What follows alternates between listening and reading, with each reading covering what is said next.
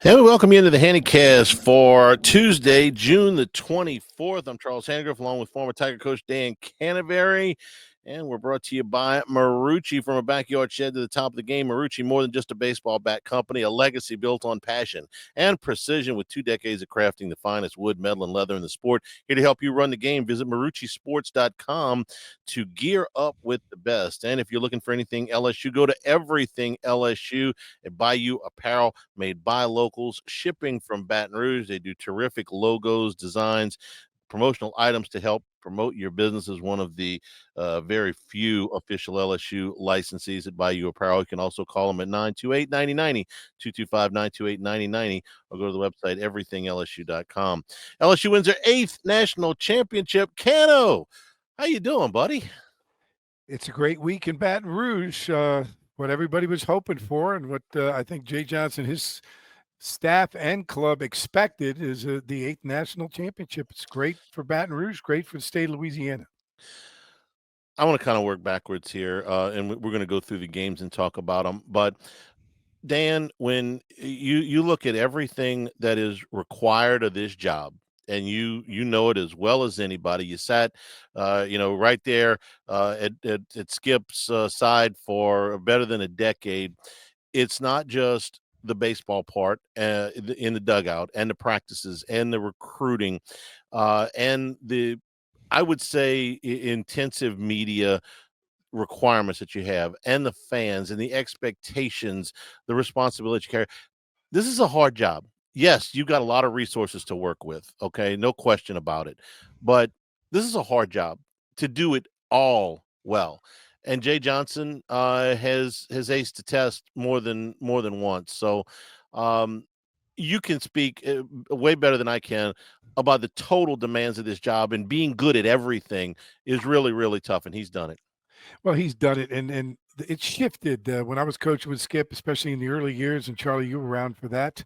The coach had to do everything, like cut the grass, drag the infield, sell the fence signs. It was a different kind of do everything.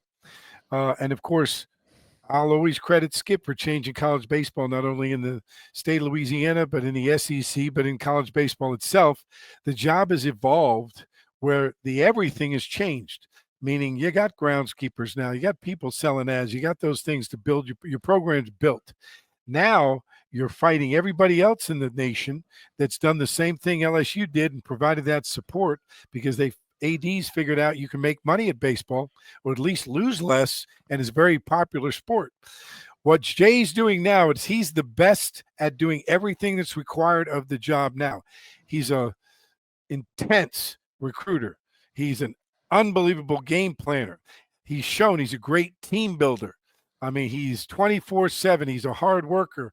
And people say this is kind of a cliche, but it's really true. Every team takes on the personality of their head coach. With all the pressure that goes with LSU, with all the pressure that goes in the College World Series and the pressures of NIL and recruiting and everything else, I don't think any person, with the exception of maybe Skip Bertman, could handle it with the grace and calmness that Jay Johnson has done.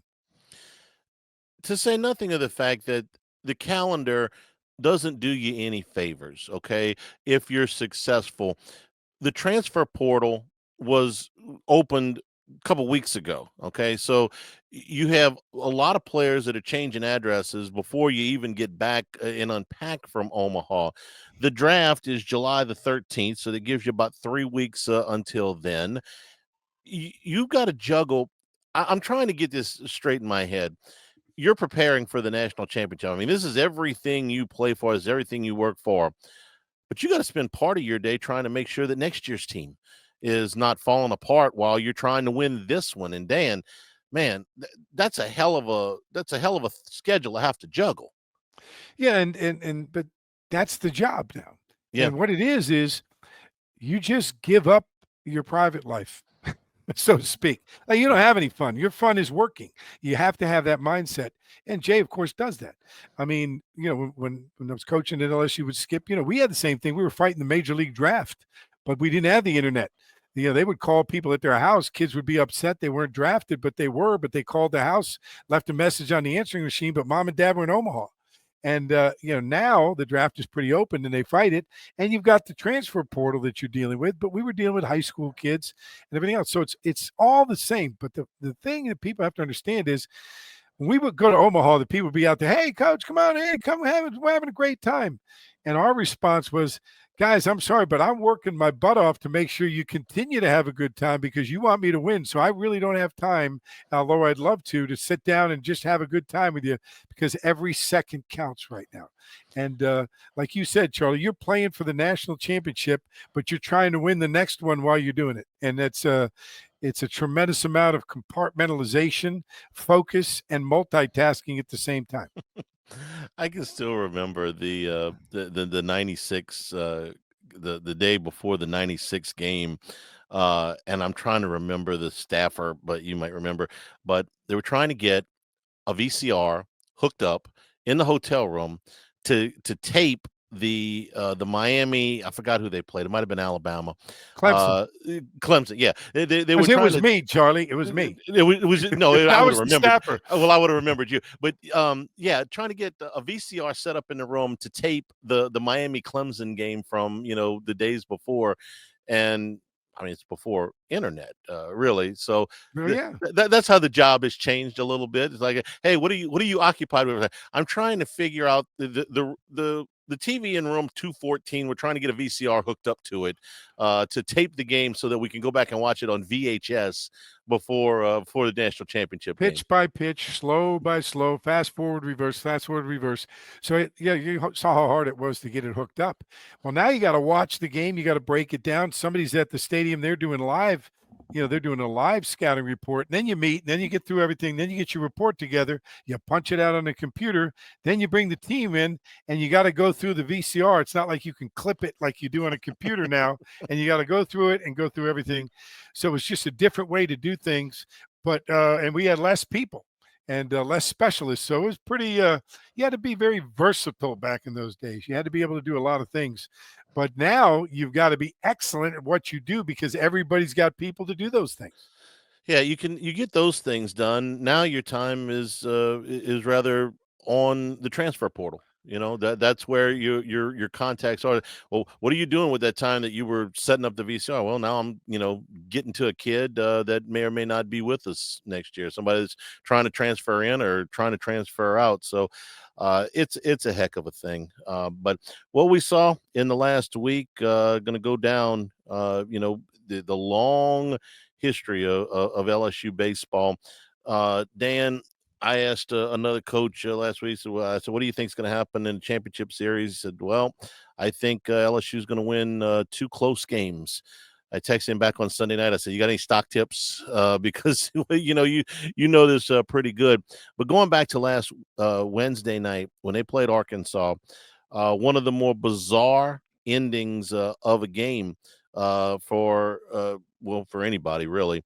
But LSU scoring 3 runs in the bottom of the 9th inning, and Dan, this was where Arkansas really opened the door for LSU. They made some mistakes. Aloy made a mistake at short. Davelin made a mistake in left field.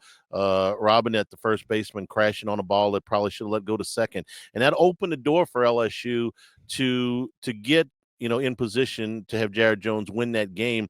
Feels like ancient history now. It's been less than a week, but that was a bizarre type of ending for LSU's win against Arkansas. Well, Charlie, when things like that happen, first of all, the mistakes happened. Arkansas made some mistakes, but let's not forget LSU just jumped on those mistakes and took advantage of every single bit of those mistakes, and that's the key to victory. So you can say, yeah, Arkansas choked or Arkansas didn't do well, or they did this. LSU did the job, and when you're in a close ball game, that's the difference. And that's why LSU wins 8 national championships because I said this last podcast. It's in the DNA of the program. If you go to LSU, you're supposed to win that game. You're supposed to deliver the hit with 2 outs in the bottom of the 9th inning. You're supposed to capitalize on mistakes. You're supposed to make a great catch. You're supposed to strike out the right guy. It's expected when you walk in the door, and if you sign up and you're not capable or you're not in that mindset, then you should go somewhere else. Just can't tell you how long and how hard it is to establish a culture that strong over this long period of time. We're brought to you by Dependable Storage with 8 locations in Louisiana and 1 in Gulfport, Mississippi. They'll match any competitor's pricing, convenient online rentals and payments, free use of the moving truck for new rental move-ins, and clean, secure, and conveniently located facilities. Check out the website at dependablestorage.com for locations, pricing, and rentals. Like Skip Burtman says, at Dependable Storage, we want your stuff. And by Dana Brown at the law offices of O.C. Brown for over 20 years. Dan and I have used Dana and his team of attorneys for various legal needs. They'll help you out too, carrying on his father OC's legacy. They should be your first and only call. Your law firm for a lifetime. It's the law firm of O.C. Brown. 225-343-1111 and on the web at OCBrown, OSSIEBrown.com. Dan, you watched a lot of pitchers come through here. Seen a lot of great pitched ball games. Where does Cade Anderson's 3-hit shutout in the national championship game 1 of the series rank up there? Tell you what, it's got to rank up with 3 performed Paul Skeens. Yeah, against Louder. Yeah. It's got to rank there with Brett Laxton in the championship as a freshman against Wichita State. Shut him out. Strikeout record. It's right there with the top 3 of all time. That was an outstanding. I'm going to say, living on the North Shore here, he's the pride of the North Shore, and people here are very excited out of St. Paul's High School up here in St. Tammany Parish. And great family, great kid, and I'm very happy for the family and for the entire North Shore because he's their guy. And you know, I kind of joke. Cade not only won it for LSU, won it for all the people, loves LSU and loves that team. But Charlie, he made a lot of money in the World Series, in the professional draft. I think I'm going to amend that just a little bit, Dan. I think he made a lot of money this season. I think the World, I think he was potentially the top pick if he had gone to Omaha and just had an average outing. This solidified it. I think he made a lot of money this season. You said last year Anderson was a reliever mostly. Started a couple of games, midweek games, and I think he started maybe 1 in SEC play. But you said, listen, this guy's going to be a first-round pick, and I wasn't sure. I thought, he had that potential, but I wasn't sure. You said, no, he's going to be a first-round pick. Didn't pitch the senior year at St. Paul's, but he played. He just didn't pitch. Give him a year. Let the arm get back. Let the command get back. He's going to be a first-round pick. And boy, did you nail that. So when you've known this kid a long time, you look at him from the time of the injury to the guy that went out and threw the 3-hit shutout in Omaha. How did he do this? What did he develop? What characteristics? What in the arsenal changed for him as he went from prospect to top pick? Remember, he went through 2 pitching coaches too. Yeah, and yeah. People don't. Wes Johnson, and then of course Nate Yeskie. Number 1, his parents did the right thing. They got the surgery. They didn't let him pitch his senior year, but he rehabbed. And they coordinated with LSU. He's got a great agent in Scott Boris, so it was all coordinated. But the kid put in the work. You know what I'm saying? It's take it from a guy, and Charlie, he had a hip replaced. I had a couple knees and a hip replaced and an ankle. That rehab is the hardest part, but to get back to the level that he had to get back to is a credit. Same thing for Chase Shores. And it's a credit to LSU's medical staff and the training staff and the rehabilitation people and the pitching coaches. I mean, Wes Johnson deserves a lot of credit for getting Cade where he is when he was the pitching coach. And Yeskie took it a step further after he was healthy and he's coming back. Yeskie got him 2 extra pitches from what he had walking in the door and developed him, and they're part of an arsenal that's big league caliber. He's got a big league fastball. He's got a big league curveball. Now you throw in a slider, cutter, whatever you want to call it, and a straight change. And he's about as complete a pitcher as you can get from the left side. And then as you saw in Omaha, the kid played center field and batted third in high school. He's a great athlete. So he can field his position. He can hold runners. He's just a complete package. Can you tell me how difficult it is to develop that 3rd or 4th pitch at the college level? And I'm going to use just a recent example. Paul Skeens, who set the strikeout record, basically was working with 2 pitches, maybe 3, but basically 2 pitches. It was the fastball and it was a slider. I mean, he threw 2 different versions, but now he's in the major leagues and he's got, I don't know, it seems like half a dozen pitches. But most of these guys, even if you're as dominant as Skeens or Nola was, you're working primarily off one fastball, one breaking ball. And this guy, every time, it's a four-pitch mix, a four-pitch mix. You don't see the four-pitch mix. They say that. But like I said, even with Skeens, it was basically two, 90% of the time. How in the world did he develop four pitches that he used as extensively? The curveball strike percentage of over it was 20 out of 22 curveballs for strikes in that game that we're talking about. And then to be able to throw the change and throw the I'm sorry, that's just not normal. That's just not something that happens even with really talented kids. I was going to say to you, that's the difference. It's not Mm, normal. The kid's got a gift. Okay. yeah. Pitching is a lot of feel. Everybody's caught up in velocity, spin rates, and all that. But the kid's got a feel for the baseball. I don't think you can teach a kid how to have control, but I think you can teach a kid with control how to be a better pitcher. And I think Nate Yeskie has taken that to the nth level, meaning the one thing that Cade Anderson had is he had a fastball he could throw where he wanted to and a curveball that was big league that he had command over.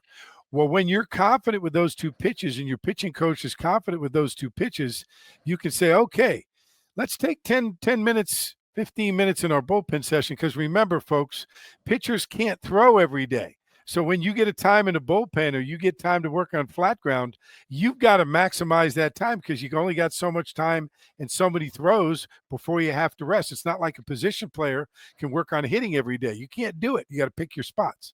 So that focus and concentration, but also condensed repetitions. And because he had command of the other pitches, he didn't have to spend as much time fixing those pitches, so he could work on getting better. And Yeski did a great job with that and brought it in the fall and brought it into inner squads where it didn't matter and had a long-term plan rather than a short-term plan. One more thing about that game before we move on to game two.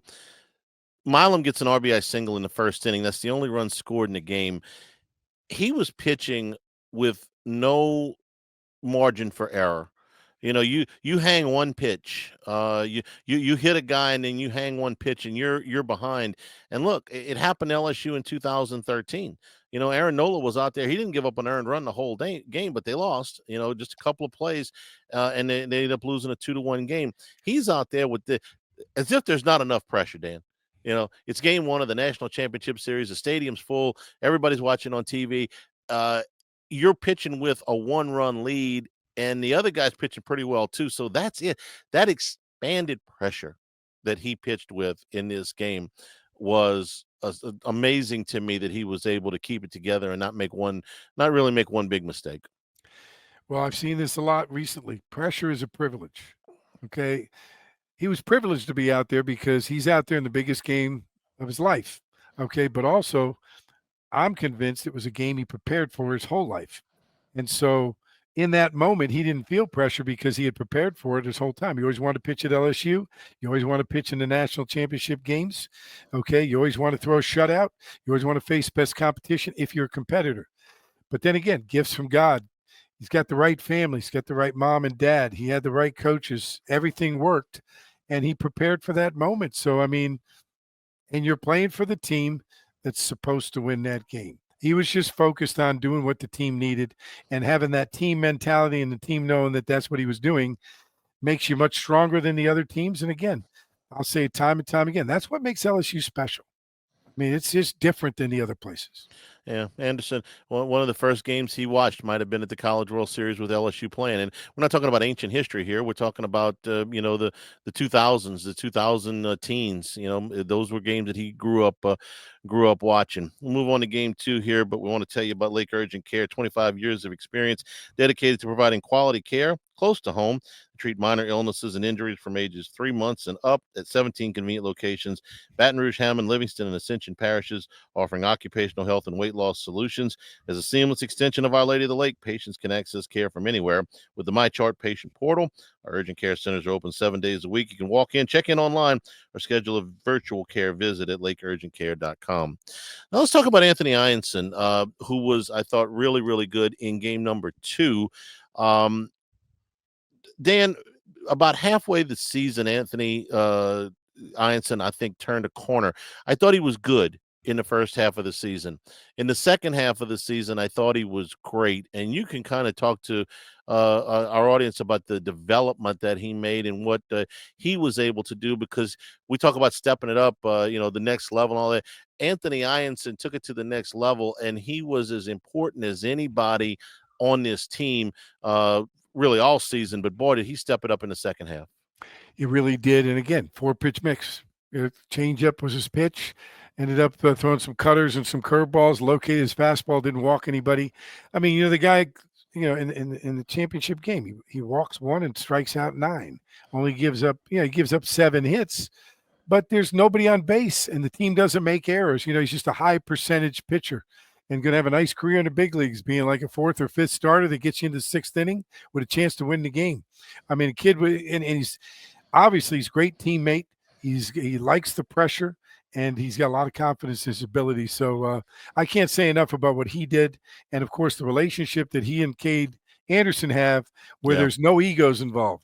That's another big thing. They're rooting for each other, and the team picks up on that, and that makes a big difference. Here's what else I like about Iansson, and I'll give Jay Johnson credit, and of course he knows a gazillion more than I do, but I wasn't wild about the move in the SEC tournament when he brought Iansson in relief. And my reasoning at the time was, well, I know Iansson can come in and close, but did I? He never pitched in relief this season. So they put him in a relief situation, and then they bring him back on a short rest in the regional. Well, they may have had to use him in relief on short rest in the College World Series had things turned out just an eyelash differently. And we talked about this on the last podcast. Look, LSU won that game against Arkansas on Wednesday night.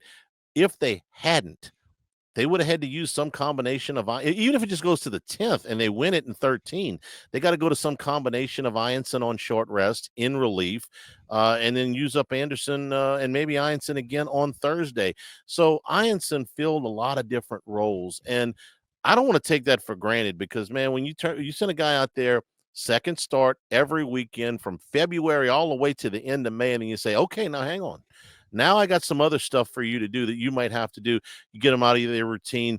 You have to respond to that, and Iansson did. I thought he was phenomenal.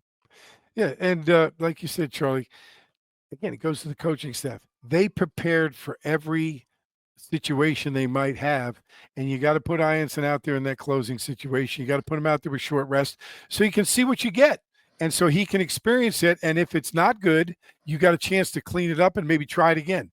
So that's great coaching. That's great preparation, and nobody's going to outcoach or outprepare Jay Johnson and his staff. I'm sorry, there's just nobody better in the country.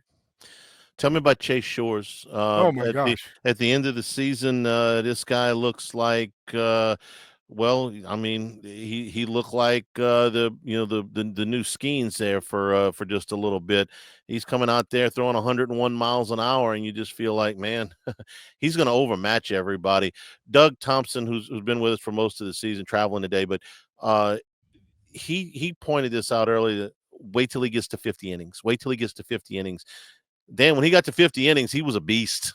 Yeah, and I tell you what, he threw the other night, 101 with sink. I mean, that's crazy. Yeah. And then you throw a slider in there, it's unfair at 91. Okay, this guy's going to be a middle reliever or a closer. I think he found his niche to go in there for an inning or 2 innings and just beat Chase Shores, and that's going to play in the big leagues. That stuff is going to play. Yeah, I think he's going to be a closer. I really do. I mean, he may have some things to work on when he gets to professional baseball, but he looks like a big league closer. You come in there at 6'8" and 240 pounds or whatever he is, and throwing 101. That's big league. That's big league. He passes the stuff. bus test, as we say. When he comes off the bus, he's okay. Can I tell you something else that I really liked about this this weekend, Dan? I loved it, and they did this a few years ago for Josh Thompson. Michael Braswell comes up, and he had been fighting it. Okay, he was 1 for 30, whatever it was, and the fans, like they did with Thompson to pick him up, they give him a standing ovation. Okay, now I want to say this about Braswell: without his glove, some plays that he made look easy, this might not have gone exactly the way LSU wanted it. If he just makes a couple of errors, or just not even errors, but balls that he couldn't get to, that nobody could get to. No, he makes some great plays. The crowd got behind him. He got a hit in his last at bat, and I was really happy for him. I don't want to downplay what his defense meant to LSU. Well, what people don't understand is, and I'm into coaching youth league baseball now with kids, and it's so hard to separate offense and defense when you're playing baseball because there's no time. In football, you're an offensive player, you're a defensive player. In baseball, you got to do both. He was able to do the hardest thing for a competitor to do and for a baseball player to do, and that is, I'm not swinging the bat, so I'm just going to go out and play defense and help my team win. Like, I'm not going to bring those at bats or those lack of hits out to the field. On the other hand, he took the fielding to the next level in my book, which shows really a lot of competitive courage. And so he handled it well. And the second thing I want to say is, excuse me, only LSU fans do that. Like, they just are so educated and so in tune with everything. That only happens at LSU, and that's part of the program that makes it the best one. The fans love the players, understand their feelings, and they felt they could make Raswell feel appreciated because they appreciated what he did for that team. And to me, I got some tears in my eyes because that's what makes this place special. And for Braswell and Luis Hernandez, who came in here for a year, and boy, I'll tell you what, he was dialed in the second half of the season, and defensively just came so far. Those are the pieces that you added. Now that's what Jay Johnson's got to do now, which is start to which he's already started a long time ago, putting together next year's team. And listen, before the draft's still 3 weeks away, we don't know who's going to get here. The transfer portal, LSU's just starting to get active now that they got back from Omaha yesterday. But I want to talk about a couple of things before we wrap up, Dan. Obviously, Jared Jones and Daniel Dickinson will be moving on, along with Cade Anderson and Iansson and Shores. And then what you're going to bring back is pretty strong.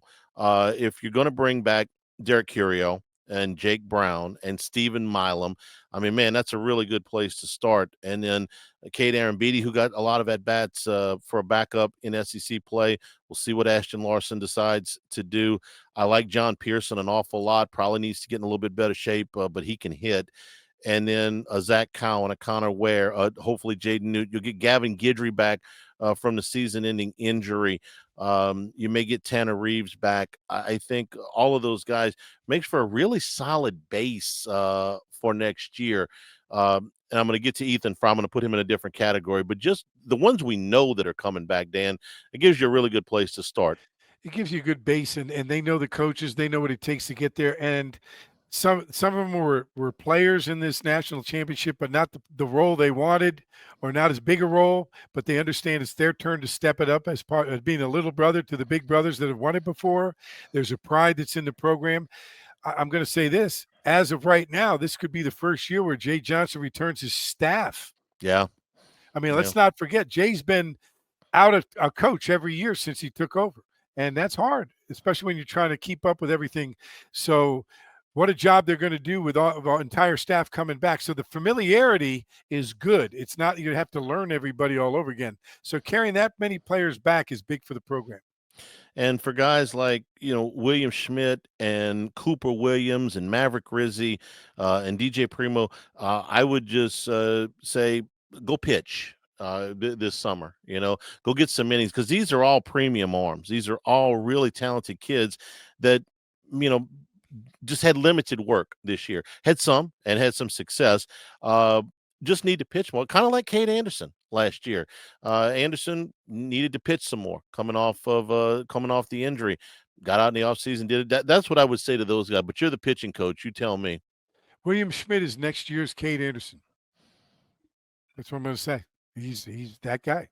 Drop the He's mic. ready to, Drop the mic. drop the mic. Yeah. Okay.